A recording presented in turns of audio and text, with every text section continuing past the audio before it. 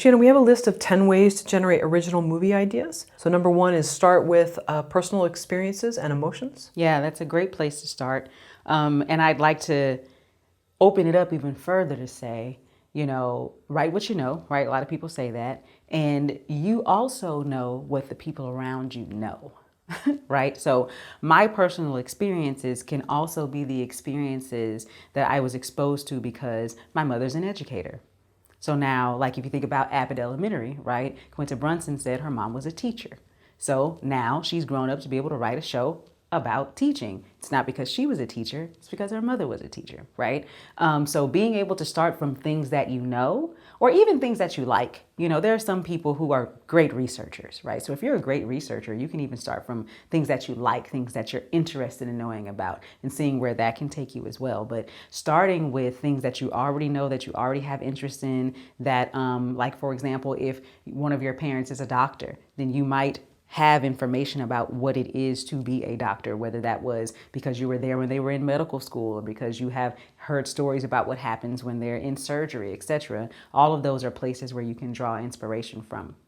Number two is combine two seemingly unrelated concepts or genres. Yeah, this one's actually my favorite because like I say all the time, there aren't really very many unique ideas, right? So what would happen if you decided to take the protagonist from one thing and drop it into the world of the other? Right? You still don't have your goal yet, right? So you still have to do some work there. Just because you took these two things don't mean they automatically fit together, right? But realizing that you don't have to start from scratch, that if you really enjoyed the grumpy old guy from Up, right? What if you put a grumpy old guy in the world of, oh my God, it's one of my A Quiet Place, right? Now, how does the grumpy old guy survive in A Quiet Place? Now, I don't know if that's something anybody wants to see or wants to watch, but it's a fun place to start to be able to take those two things and see what kind of magic you can make if you put them together.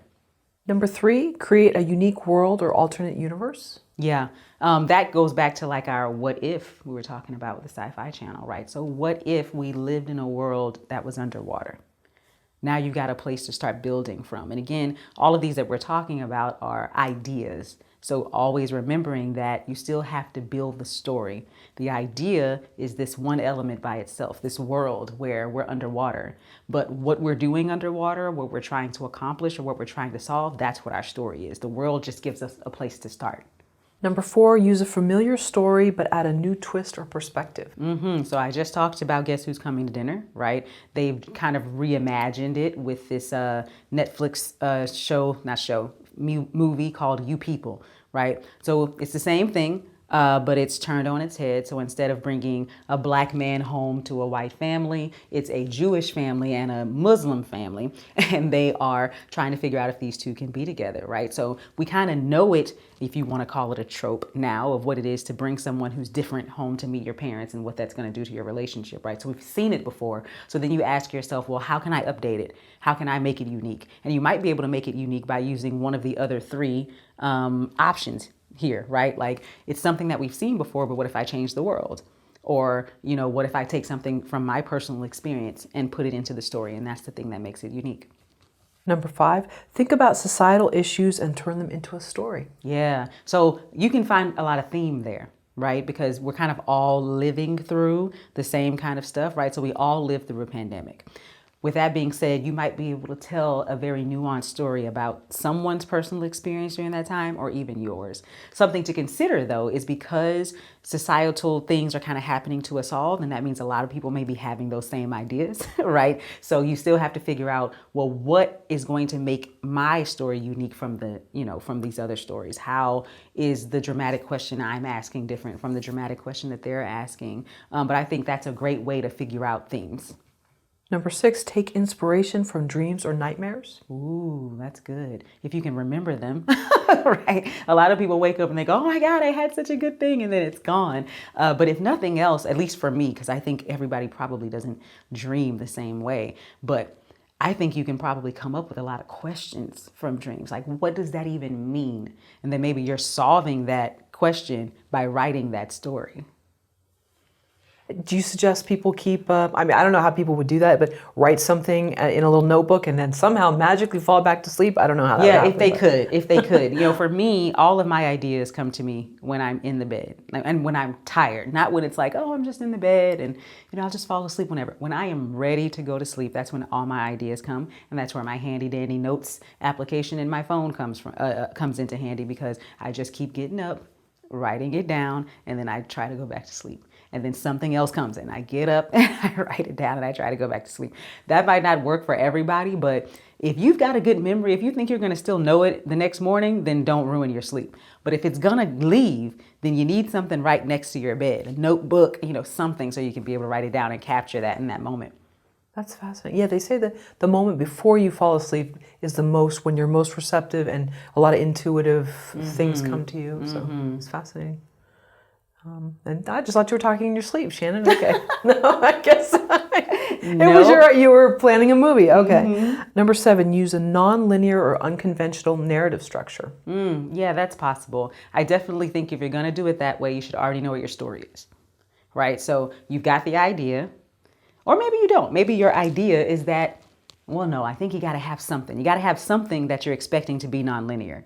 Right? So something already exists for you, which is good. Like knowing that you're telling a story about whatever, and then deciding what's going to make it different from other things is the order in which I'm gonna tell it. Because I do think that creates something unique. But I think if you're going to think about the format of it first, then there has to be an it to format.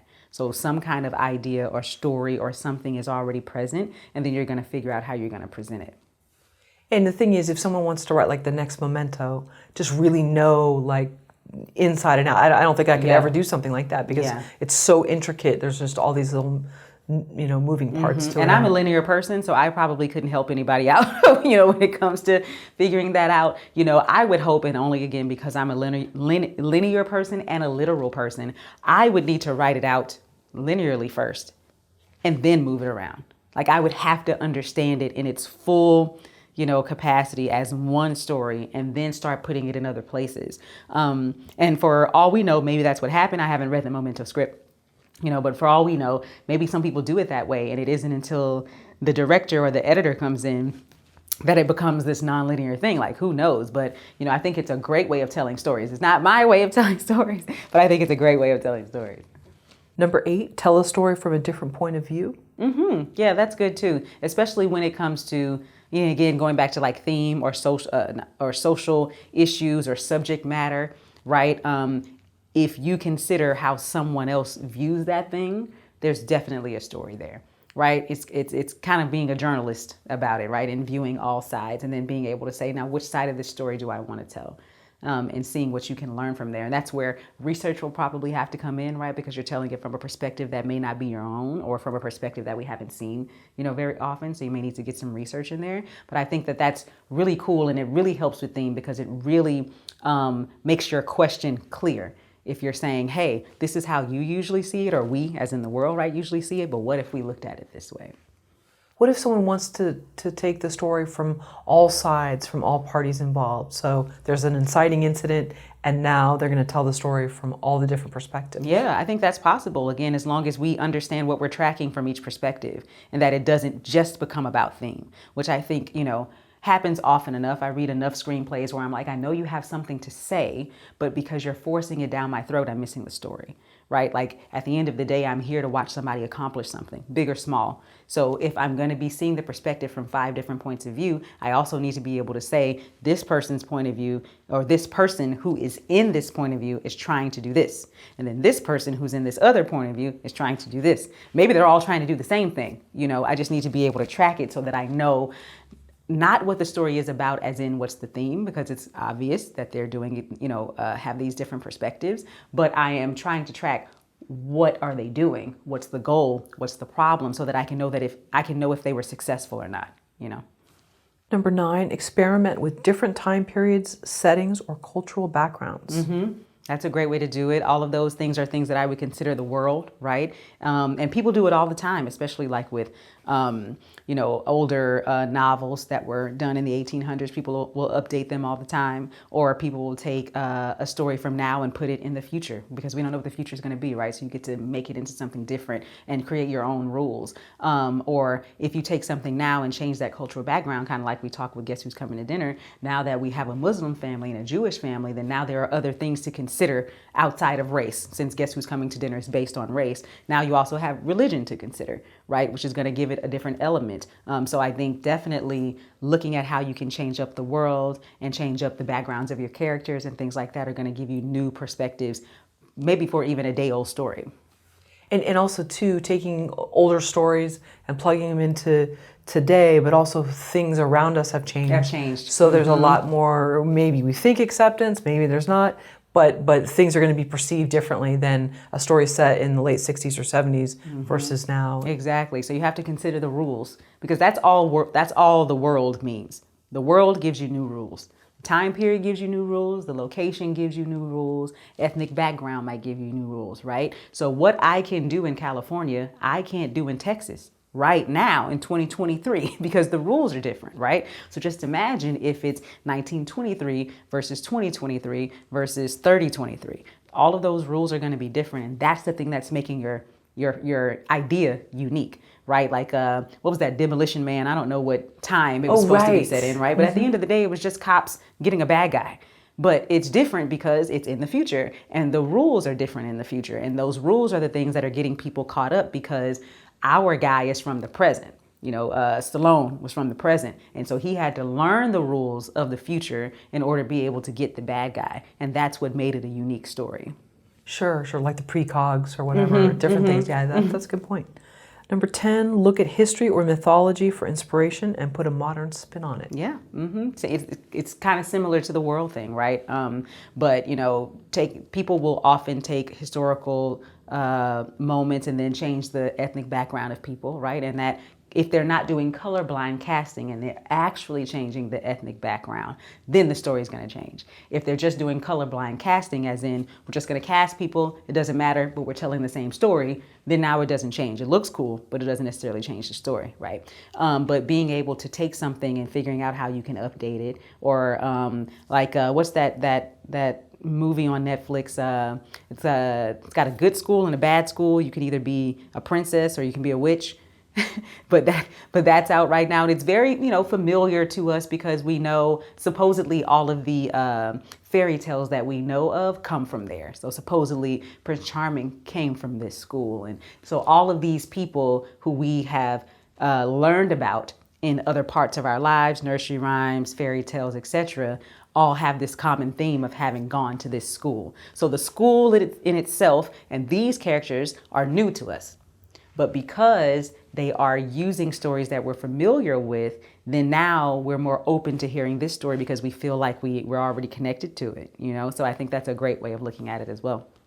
And two, maybe, I'm not sure which School of Good and Evil. Sorry. That's yeah, okay. I want to see that. What network? You said Netflix. Okay. I want to see that one. I was thinking of Wednesday Addams. Yeah. So that's kind of a darker twist on an older film, and you're taking basically one character. I realize there's ancillary characters that are, and then giving it a much more, little more dark sarcasm than maybe was in. Right, exactly. Previous. And so it kind of comes back to the whole established IP thing, right? If it's something that we are already familiar with, then maybe we're more willing to watch this. But then you have to ask yourself, but what's making it unique? What's making it different? And so with a lot of reimaginations and reboots and remakes happening right now, that's a big question. Like, what makes it different? Are you literally just remaking the exact same movie, but it's 2023 now, so you've got new actors, and that's the only thing that makes it different? Or are you reimagining it by turning it on its head in some way?